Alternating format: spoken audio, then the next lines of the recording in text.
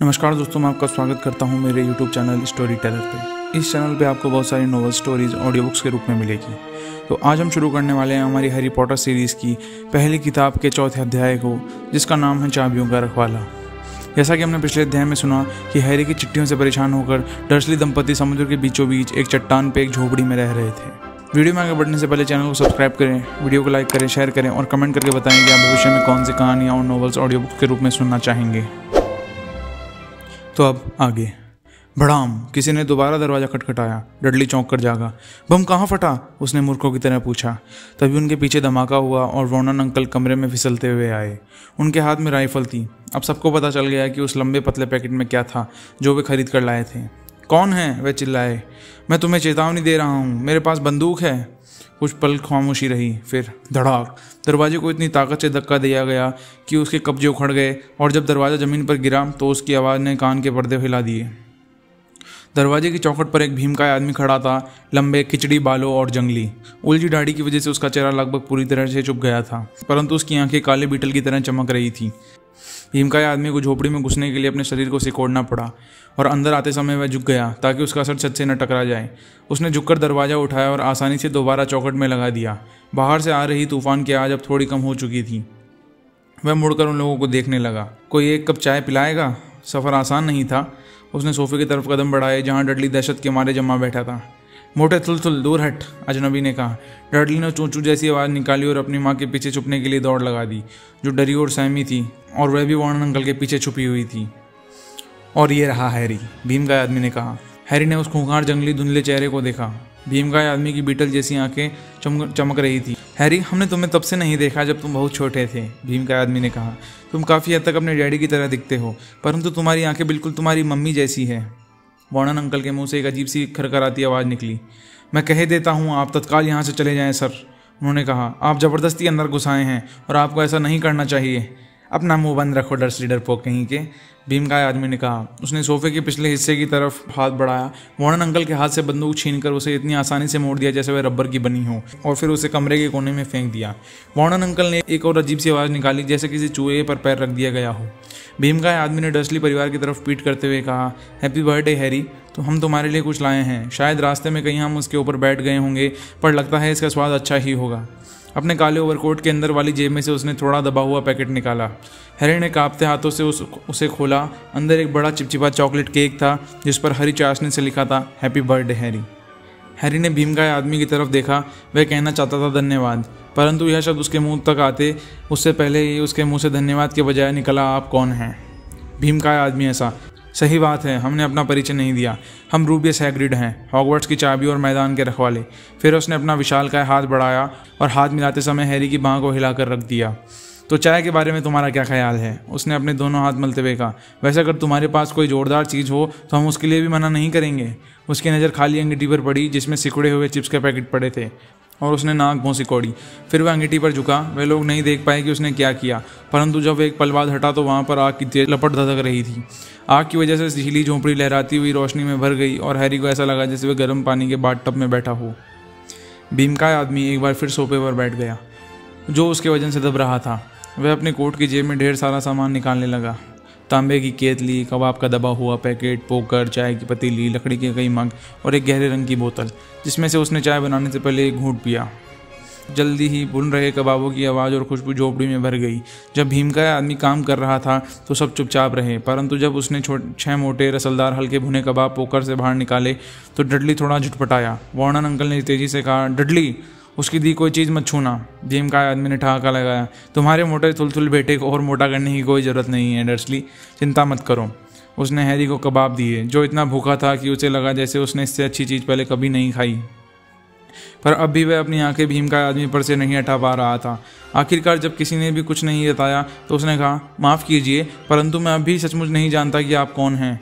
भीमकाय आदमी ने चाय का एक घूंट लिया और हथेली के पिछले हिस्से से अपना मुंह पोंछा। हमें हैग्रिड कहो, उसने कहा। सभी लोग हमें इसी नाम से बुलाते हैं। जैसा कि हम पहले बता ही चुके हैं, हम हॉगवर्ट्स की चाबियों के रखवाले हैं। वैसे तुम हॉगवर्ट्स के बारे में तो सब कुछ जानते ही होगे। अरे नहीं, हैरी बोला। हैग्रिड को जैसे सांप सूंघ गया। सॉरी, हैरी ने तत्काल कहा। सॉरी, हैग्रिड घर जा और डर्सली परिवार को घूरने लगा जो छायों के पीछे छुप गए। सॉरी, तुम्हें नहीं, इन्हें कहना चाहिए। हम जानते थे कि तुम्हें चिट्ठियां नहीं मिल रही थी, परंतु हमने यह कभी नहीं सोचा था कि तुमने हॉगवर्ट्स का नाम भी नहीं सुना होगा। कसम से, क्या तुमने कभी नहीं सोचा कि तुम्हारी मम्मी और डैडी ने यह सब कहाँ से सीखा? क्या सीखा? हैरी ने पूछा। क्या सीखा? हैग्रिड घर जा, जरा 1 मिनट रुको। वह उछलकर खड़ा हो गया। हैग्रिड गुस्से में पूरी झोंपड़ी के आकार का लग रहा था। डर्सली परिवार दीवार से चिपककर दुबककर खड़ा रहा। क्या इसका यह मतलब है? वह डर्सली पति पत्नी की तरफ देखकर गुर्राया कि यह बच्चा किसी भी चीज़ के बारे में नहीं जानता, कुछ भी नहीं जानता। हैरी को लगा कि बात हद से आगे बढ़ गई थी। वह स्कूल जाता था और उसके नंबर भी बुरे नहीं थे। मैं कुछ चीज़ें जानता हूँ, उसने कहा। देखिए, मैं गणित वगैरह अच्छे से कर सकता हूँ। परंतु हैग्रिड ने अपना हाथ हवा में लहराया और कहा, मेरा मतलब है हमारी दुनिया के बारे में, तुम्हारे मम्मी डैडी की दुनिया। कौन सी दुनिया? ऐसा लग रहा था जैसे हैग्रिड किसी बम की तरह फटने ही वाला हो। डर्सली, वह घर जा। वॉर्डन अंकल का चेहरा बहुत पीला पड़ गया और वह फुसफुसाकर काएं जैसा कुछ बोले। हैग्रिड हैरी को हैरानी से घूर रहा था। परंतु तुम्हें अपने मम्मी डैडी के बारे में पता होना चाहिए, उसने कहा। हमारा मतलब है वे लोग मशहूर हैं, तुम भी मशहूर हो। क्या मेरे मम्मी डैडी मशहूर है? क्या सचमुच? तुम्हें नहीं पता? हैग्रिड ने अपने बालों में उंगलियां फिराई और हक्का बक्का होकर हैरी को घूरने लगा। तुम्हें सचमुच नहीं पता कि तुम क्या हो? उसने अंत में पूछा। वॉर्डन अंकल की आवाज़ अचानक वापस लौट आई। रुक जाइए, उन्होंने आदेश दिया। यहीं पर रुक जाइए सर, मैं आपको मना करता हूं कि आप इस लड़के को कुछ भी ना बताएं। वॉर्डन डर्सली से ज़्यादा बहादुर आदमी भी हैग्रिड की गुस्से भरी निगाहों से दहल जाता। जब हैग्रिड बोला तो उसका हर शब्द गुस्से के मारे थरथरा रहा था। तुमने उसे कभी भी नहीं बताया कि उस चिट्ठी में क्या था जो डंबलडोर उसके लिए छोड़ गए थे। हम वहीं थे, हमने अपनी आंखें डंबलडोर को चिट्ठी छोड़ते देखा था। डर्सली, तुम इतने सालों तक उससे बात छुपा कर रखी। कौन सी बात छुपा कर रखी? हैरी ने उत्सुकता से पूछा। ठहर जाइए, मैं आपसे मना कर रहा हूँ, आतंकित होकर वॉर्डन अंकल चीखे। पेटूनिया आंटी ने घबराकर सिसकारी भरी। तुम दोनों भाड़ में जाओ और जाकर अपना सिर धुनो, हैग्रिड ने कहा। तुम एक जादूगर हो हैरी। झोंपड़ी के अंदर खामोशी थी, सिर्फ समुद्र और सीटी बजाती हवा की आवाज़ सुनाई दे रही थी। मैं क्या हूँ? हैरी ने तेज तेज सांस लेते हुए कहा। जादूगर और क्या, हैग्रिड ने कहा और सोफे पर एक बार फिर बैठ गया, जो उसके बोझ से दबकर कहारता हुआ थोड़ा और नीचे धंस गया। और हम कहते हैं तुम बहुत अच्छे जादूगर हो, बस तुम्हें कुछ साल तक सीखने की ज़रूरत है। तुम जिन मम्मी डैडी के बेटे हो उनका बेटा और क्या हो सकता है। और हमें लगता है कि अब समय आ चुका है कि तुम उन चिट्ठी पढ़ लो। हैरी ने अपना हाथ बढ़ाया और आखिरकार उस पीले लिफाफे को ले लिया जिस पर हरी स्याही में पता लिखा था। मिस्टर एच पॉटर, फर्श, चट्टान पर बनी झोपड़ी, समुद्र। उसने चिट्ठी बाहर निकाली और पढ़ने लगा। हॉगवर्ट्स जादूगरी और तंत्र का विद्यालय, headmaster Albus Dumbledore, order of Merlin, first class, grand sorcerer, chief warlock, supreme mugwump, international confederation of wizards. Dear mister Potter, हमें आपको सूचित करते हुए खुशी हो रही है कि आपको हॉगवर्ट्स जादूगरी और तंत्र के विद्यालय के लिए स्वीकार कर लिया गया है। आवश्यक किताबों और उपकरणों की सूची साथ में लगी है। स्कूल 1 सितंबर से शुरू होगा। हम 31 जुलाई तक आपके उल्लू का इंतजार करेंगे। आपकी मिनर्वा मैकगोनिगल, डिप्टी हेडमिस्ट्रेस। हैरी के दिमाग में पटाखों की तरह कई सवाल फूट रहे थे और वह यह फैसला नहीं कर पा रहा था कि पहले कौन सा सवाल पूछें। कुछ मिनट बाद वह अटक अटक कर बोला, वे मेरे उल्लू का इंतजार करेंगे, इसका क्या मतलब है?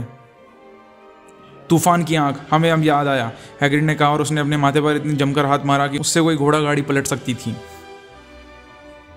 इसके बाद उसने अपने ओवरकोट के अंदर की दूसरी जेब में से एक उल्लू निकाला, एक असली जिंदा थोड़ा परेशान दिख रहा उल्लू, एक लंबी कलम और चमड़ी का एक कागज भी। अपने दांतों में जीभ दबाकर उसने चिट्ठी लिखी जिसे हैरी दूसरी तरफ से पढ़ सकता था। डियर मिस्टर डंबलडोर, हैरी को उसकी चिट्ठी दे दी है। हम कल उसका सामान खरीदने के लिए उसे ले जा रहे हैं। मौसम भयानक है, आशा आप सकुशल होंगे, हैग्रिड। हैग्रिड ने चिट्ठी मोड़ी और उसे उल्लू को पकड़ा दिया, जिसने उसे अपनी चोंच में दबा लिया। इसके बाद हैग्रिड दरवाजे तक गया, उल्लू को तूफान में उछाल दिया, फिर वह वापस आया और बैठ गया। जैसे यह करना उतना ही आसान हो जितना फ़ोन पे बात करना। हैरी का ध्यान आया कि उसका मुंह खुला हुआ है और उसने उसे तत्काल बंद कर लिया।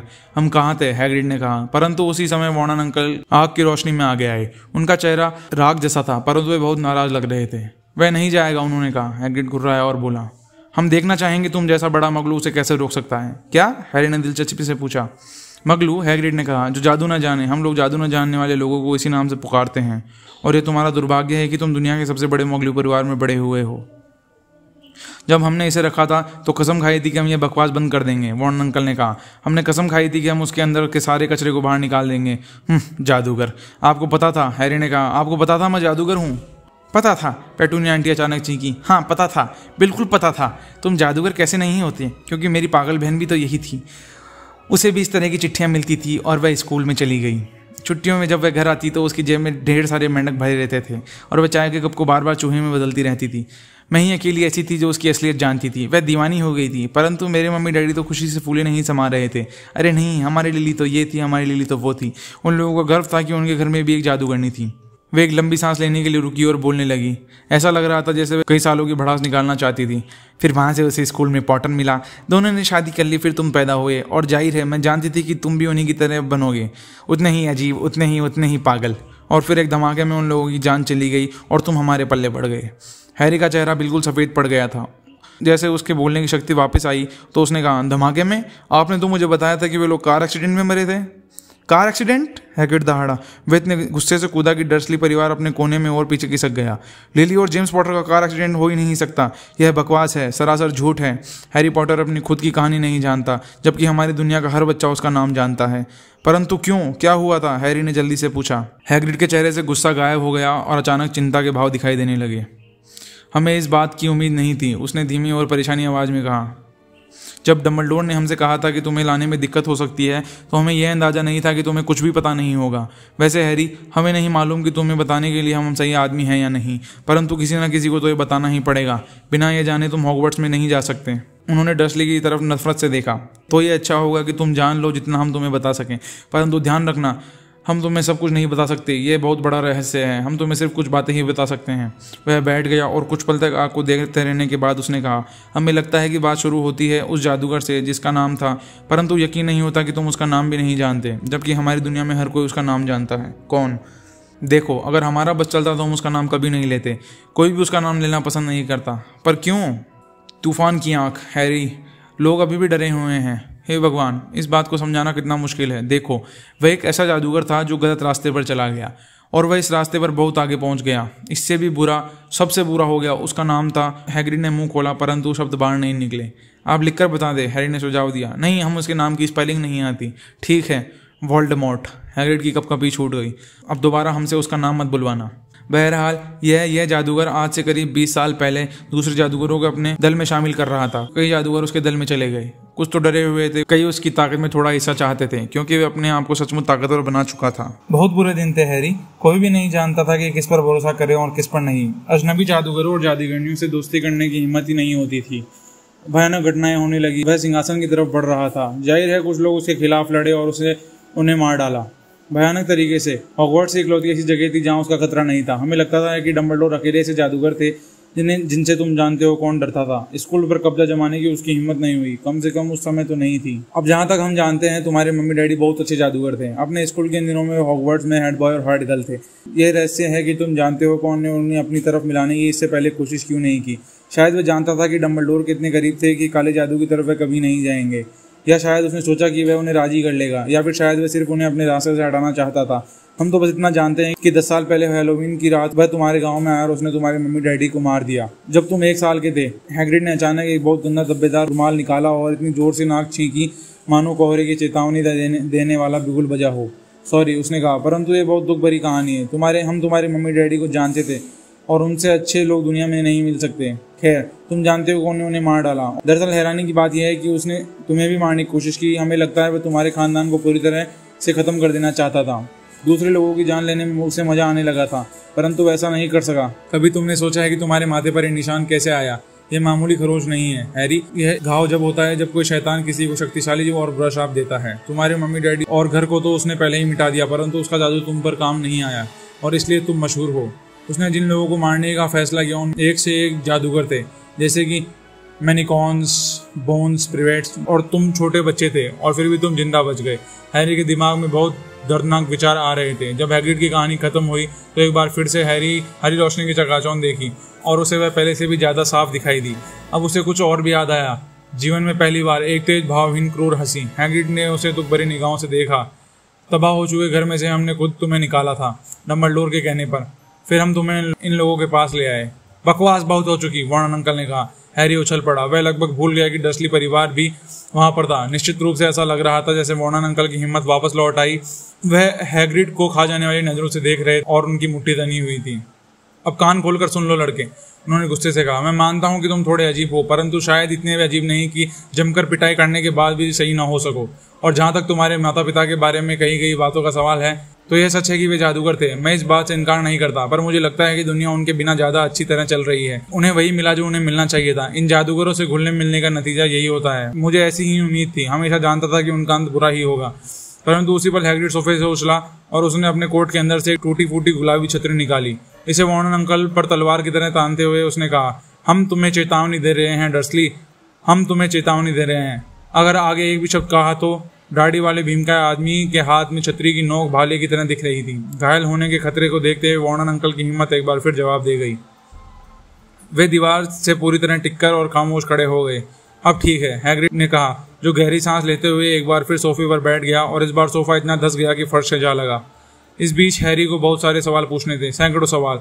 परंतु वॉल, सॉरी, मेरा मतलब है तुम जानते हो कौन का क्या हुआ। अच्छा सवाल पूछा हैरी। गायब हो गया, खत्म हो गया। उसी रात को जिस रात को उसने तुम्हें मारने की कोशिश की थी। इस वजह से तुम और भी मशहूर हो गए।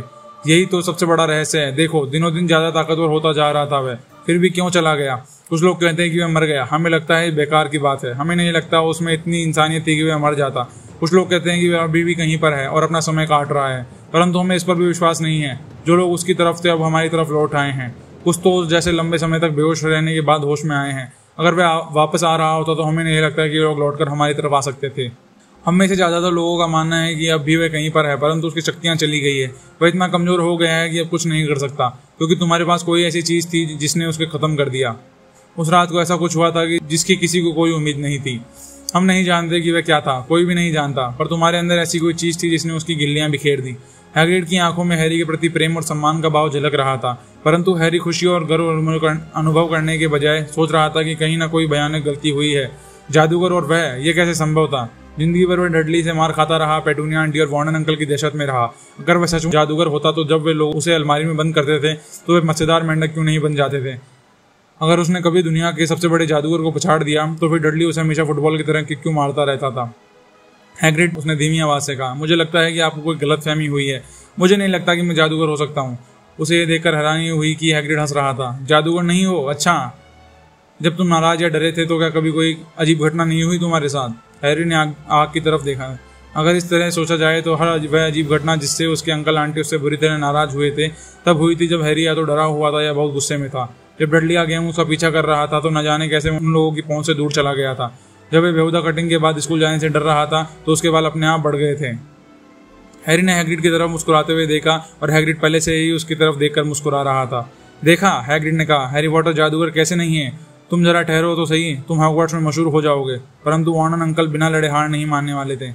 मैंने तुम्हें पहले ही बता दिया है कि वह वहां नहीं जाएगा, उसने फुफकारते हुए कहा। वह स्टोनवॉल हाई स्कूल में पढ़ने जा रहा है और इसके लिए उसे हमारा एहसानमंद होना चाहिए। मैंने वो चिट्ठियां पढ़ी है, उसमें बहुत सी वाहियात चीजें चाहिए, जादू मंत्र की किताबें, जादुई छड़ी और बहुत कुछ। अगर वह जाना चाहता है तो तुम्हारा जैसा बड़ा मगलू उसे रोक नहीं सकता। हैग्रिड गुर्राया। लिली और जेम्स पॉटर का बेटा और हॉगवर्ट्स न जाए, तुम पागल हो गए हो। उसका नाम तो वहां उसी दिन लिख गया था जिस दिन वह पैदा हुआ था। दुनिया की जादूगरी और तंत्र के सबसे अच्छे स्कूल में जाएगा। 7 साल वहां रहने के बाद वह एक अलग पहचान बना लेगा। वह अपनी तरह के बच्चों के साथ रहेगा जो यहाँ से बहुत अच्छा रहेगा, और वह हॉगवर्ट्स के महानतम हेडमास्टर एल्बस डम्बलडोर की देखरेख में जादू सीखेगा। इससे जादू के करतब सिखाने के लिए मैं किसी सन के बुड्ढे को पैसे नहीं देने वाला, वार्डन अंकल चीखे। परंतु अब उन्होंने हद पार कर दी थी। हैग्रिड ने अपनी छतरी उठाई, उसने सिर के ऊपर घुमाया और गरजती आवाज में कहा, कभी भी हमारे सामने एल्बस डम्बलडोर की बेइज्जती मत करना। हवा में झूलती छतरी को खट से नीचे लाते हुए उसने उसकी नाक डडली की तरफ मोड़ दी। एक जामुनी रोशनी चमकी, पटाखे जैसी आवाज हुई, एक तेज चीख सुनाई दी और अगले ही पल डडली अपनी जगह नाचने लगा। उसके हाथ अपने मोटे पुट्टों पर थे और वह दर्द से बिलबिला रहा था। जब उसने उसकी तरफ पीठ की तो हैरी ने देखा कि उसके पैंट के छेद से सुअर की मुड़ी घुंघराली पूंछ लटक रही थी। वार्डन अंकल दहाड़े। पेटूनिया आंटी डडली को दूसरे कमरे में अंदर धकेलते उन्होंने हैग्रिड को आखिरी बार दहशत भरी निगाहों से देखा और अंदर घुसने के बाद धड़ाम से बंद कर लिया। हैग्रिड ने अपनी छतरी की तरफ देखा और अपनी दाढ़ी थपथपाई। हमें अपना आपा नहीं खोना चाहिए था, उसने अफसोस से कहा, परंतु यह वैसा भी पूरी तरह नहीं हो पाया। हम उसे सुअर बनाना चाहते थे, परंतु हमें लगता है वह पहले से ही इतना सुअर जैसा था कि उसमें ज्यादा कुछ बदल नहीं सकते थे। उसने अपनी घनी बोमों के नीचे से हैरी को कनखियों से देखा। वैसे अच्छा रहेगा कि हॉगवर्ट्स में तुम ये बात किसी को न बताओ, उसने कहा। सच कहें तो हमें जादू करने की मनाही है, हमें थोड़ा वो जादू करने की छूट दी गई थी ताकि हम तुम्हारा पीछा कर सके और तुम तक चिट्ठियां पहुंचा सके। यह भी एक कारण था जिस वजह से हम यह काम करने के लिए इतने उतावले थे। आपको जादू करने की इजाजत क्यों नहीं है? हैरी ने पूछा। वह ऐसा सो है कि हम भी कभी हॉगवर्ट्स में थे, परंतु हमें वहाँ से निकाल दिया गया हमारे तीसरे साल में। उन्होंने हमारी जादुई छड़ी के 2 टुकड़े कर दिए, परंतु डम्बलडोर ने हमें वहाँ रखवाले के रूप में रहने दिया। डम्बलडोर महान है। आपको वहाँ से क्यों निकाला गया? अब बहुत देर हो चुकी है और कल हमें बहुत सा काम करना है। हैग्रिड ने जोर से कहा। कल शहर जाना है और तुम्हारी किताबें और बाकी का सामान लेना है। उसने अपना मोटा काला कोट उतारा और हैरी की तरफ उछाल दिया। तुम इसे ओढ़कर सो सकते हो, उसने कहा। अगर ये थोड़ा हिले डुले तो परेशान मत होना, मुझे लगता है कि इसकी जेब में 1-2 चूहियां होगी। तो दोस्तों, आज की कहानी के लिए इतना ही। कमेंट करके बताएं कि आपको ये कहानी कैसी लगी, और पुरानी कहानियां सुनने के लिए नीचे डिस्क्रिप्शन में दिए गए लिंक पर क्लिक करें। तो मिलते हैं ऐसी किसी अगली कहानी में, तब तक के लिए धन्यवाद।